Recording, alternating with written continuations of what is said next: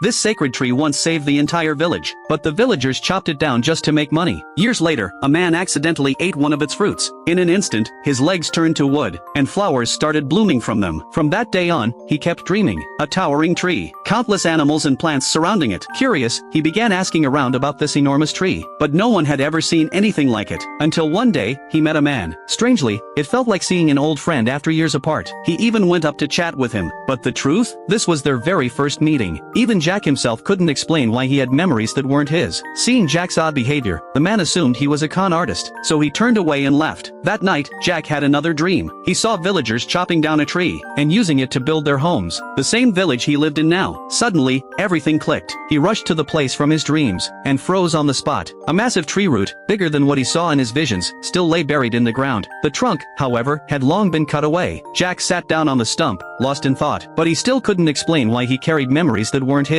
As he stood to leave, he felt a strange pull. His legs were now fused with the giant root. No matter how hard he pulled, he couldn't break free. Just as he was about to scream for help, another man appeared. Seeing Jack trapped, the man shouted for villagers to come with axes. They managed to free him, but by then, Jack's legs had already turned completely to wood. The man explained the truth. The fruit Jack ate wasn't a fruit at all. It was a parasite, an insect that lived inside the tree. Whenever the host was in danger, it would bloom flowers to protect them. And the strange memories Jack had? They were the memories of the sacred tree itself, passed down through the parasite. But there was no cure. Jack fell into despair. How could a traveler like him accept a life bound by wooden legs? Then the man told him a story. The tree had bloomed only twice before. The first time was during a devastating earthquake. It stood firm and survived. The second was after being struck by lightning. The villagers saved it, and it lived on. From that day forward, people believed it was a divine tree and worshipped it. But over time, they forgot. One night, the man went up the mountain with a lantern. There, he found his mother still worshipping the tree. She told him that years ago, a great fire had burned everything except the sacred tree. With no choice, the villagers decided to cut it down. But as they raised their axes, they saw red flowers bloom all over its branches. Some villagers froze in awe. Others ignored the sign and kept swinging. Finally, the ancient tree collapsed. But then, something miraculous happened. Golden liquid spread outward from the stump, covering the burned mountain, and life suddenly returned to the land. Even so, the villagers still sold the sacred tree for profit. They prospered, lived comfortably, and eventually forgot the stump that remained.